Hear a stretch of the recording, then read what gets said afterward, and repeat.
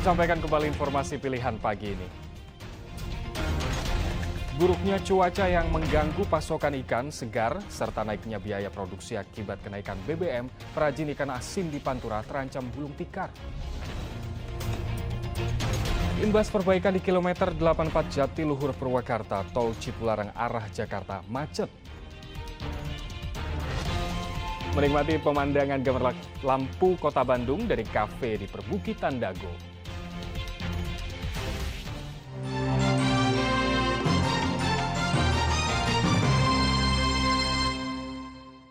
Kemacetan panjang terjadi di ruas tol Cipularang Purwakarta dari arah Bandung menuju Jakarta Kamis siang. Kemacetan terjadi imbas perbaikan jalan yang dilakukan oleh pengelola tol di sejumlah titik di ruas tol Cipularang.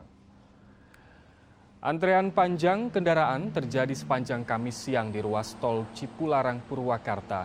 Kemacetan terpantau sejak mendekati pintu keluar tol Jatiluhur di kilometer 84 dan mengekor hingga 3 kilometer ke belakang. Kemacetan terjadi di jalur Bandung menuju Jakarta. Antrean dan kepadatan kendaraan terjadi sebagai imbas dari adanya perbaikan jalan menjelang gerbang tol Jatiluhur.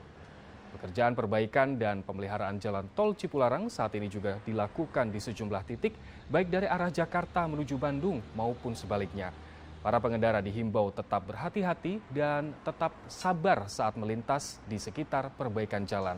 Terlebih banyak pedagang asongan yang turun ke jalan tol untuk berjualan dengan memanfaatkan kemacetan.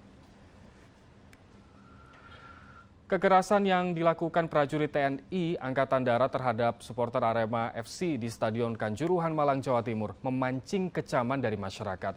Kepala Staf TNI Angkatan Darat menyatakan akan menunggu laporan dari Tim Gabungan Pencari Fakta TGPF sebelum mengambil tindakan kepada prajurit TNI yang terlibat. Pemukulan dan kekerasan yang dilakukan oleh sejumlah anggota TNI Angkatan Darat kepada supporter Arema FC yang turun ke dalam lapangan untuk memberikan semangat kepada pemain Arema FC yang kalah 2-3 dari Persebaya Surabaya Sabtu lalu di Stadion Kanjuruhan Malang, Jawa Timur mendapat kecaman dari berbagai pihak. Kekerasan yang dilakukan dinilai memancing perlawanan dari Aremania dan memicu penembakan gas air mata oleh anggota polisi yang menyebabkan 131 korban tewas termasuk 2 orang anggota polisi di tribun Stadion Kanjuruhan akibat sesak napas kehabisan oksigen. Menanggapi hal itu, Kepala Staf TNI Angkatan Darat menyatakan akan menunggu laporan dari Tim Gabungan Pencari Fakta dan polisi.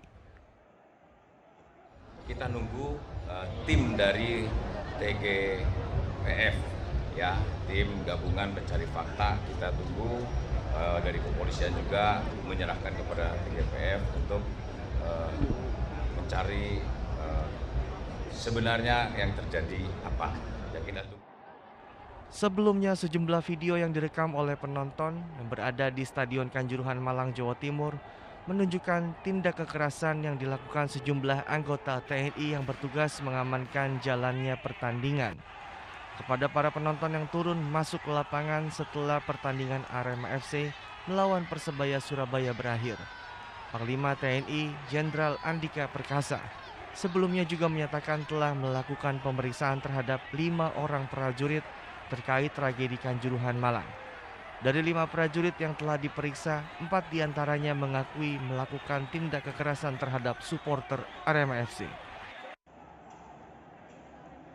Muhammad Rizal melaporkan dari Kota Bandung. Yayasan Pundi Amal Peduli Kasih YPP SCTV Indosiar memberikan bantuan paket sembako kepada warga terdampak bencana dan paket sekolah bagi pelajar sekolah dasar di Kota Bogor.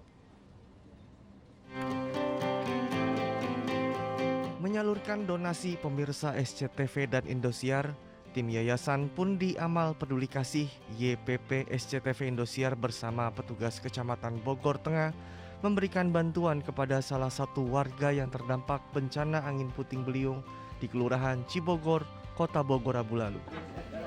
Bantuan berupa paket sembako ini langsung diterima pemilik rumah yang kondisinya saat ini memprihatinkan. Selain di tempat tersebut, bantuan berisi beras, minyak goreng, tepung terigu, mie instan, dan teh celup juga diserahkan ke sejumlah warga lain yang terkena bencana alam 1 bulan lalu.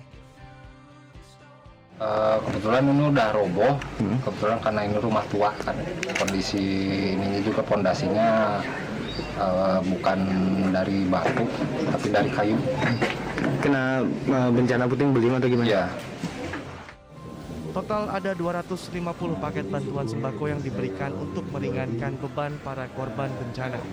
Dalam kegiatan ini, YPP SCTV Indosiar juga memberikan 50 paket tas beserta alat tulis kepada siswa SDN Empang 1 Kota Bogor. Di belakang merupakan salah satu rumah yang kena bencana angin puting beliung bulan yang lalu. Dan ini juga sudah kita usulkan untuk penerimaan bantuan rumah tidak layak huni dari pemerintah Kota Bogor. Kami mengucapkan terima kasih sekali lagi. Mudah-mudahan bantuan yang diberikan dari Yayasan YPP Indosiar dan SCTV bisa bermanfaat buat masyarakat kami. Senang. Seneng ya? Iya, Gitu. Ini bakal dipakai sendiri atau mau dikasih ke adik atau ke kakak? mau dipakai sendiri. Pakai sendiri. Iya. Gitu. Sekarang kelas berapa sih? 5. Kelas 5. Bentar Iya. lagi kelas 6 ya? Iya.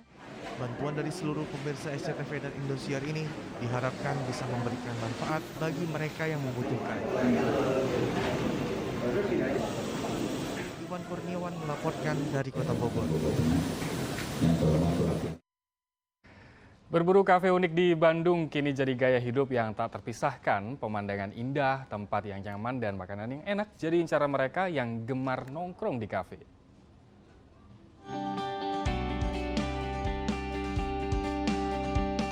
Cari kafe di Bandung mah nggak ada habisnya. Selalu ada kafe yang unik tempatnya atau dahsyat rasa makanannya. Nah, kali ini kami akan mengajak Anda ke sebuah kafe yang berada di kawasan Dago, Kecamatan Cimenyan, Kabupaten Bandung. Berada di perbukitan, kafe menawarkan suasana yang asyik dan pemandangan lepas kota Bandung dari ketinggian. Cocok untuk nongkrong bareng teman-teman, kekasih, atau bersama keluarga.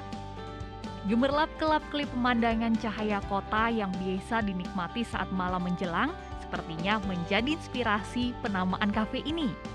Memang betul kita konsepnya untuk menjual view kota Bandung. Jadi pengunjung di sini bisa duduk di area yang bisa menghadap langsung ke view kota Bandung. Dan makin malam, suasana makin romantis. Udara sejuk kawasan Dago bakal makin lengkap dengan sajian kuliner yang siap disantap. Ada sejumlah makanan dan minuman unik yang menjadi menu favorit pengunjung di tempat ini.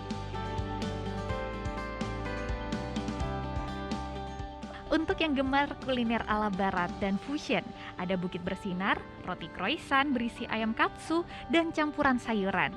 Ada Bukit Rembulan, Bukit Berbintang, nasi ayam krim mentega, hingga spaghetti Arabia. Untuk yang ingin hidangan tradisional, ada camilan yang sudah akrab selama ini, seperti bala-bala, gehu, hingga tahu gejrot. Sedang untuk pemuas dahaga, ada berbagai minuman, baik kopi, teh, hingga asam kunyit dan jahe. Harga pasti terjangkau, karena semua menu dibanderol rata-rata 2 hingga Rp45.000. Kafe dengan tema Bandung Punya Cerita ini membuat pengunjung betah berlama-lama. Suasananya enak, asik lah bersama pasangan. Bisa lihat tuh kota Bandung di sini, terus udaranya sejuk, tempatnya asik. Makanannya gimana? Recommended? Enak, dan tadi saya sempat cobain spaghetti Arabiata. Itu salah satu spaghetti juga unik juga rasanya dan enak. Tak heran, kafe yang buka setiap hari sejak pagi hingga jelang malam ini selalu ramai pengunjung, apalagi saat liburan akhir pekan. Tak hanya dari wilayah Bandung Raya, para pengunjung juga datang dari luar kota termasuk Jakarta. Muhammad Abbas melaporkan dari Kabupaten Bandung. Informasi tadi mengakhiri jumpa kita hari ini. Atas nama rekan yang bertugas, saya Ilham Ardiansyah. Terima kasih atas kebersamaan Anda, selamat beraktivitas dan sampai jumpa.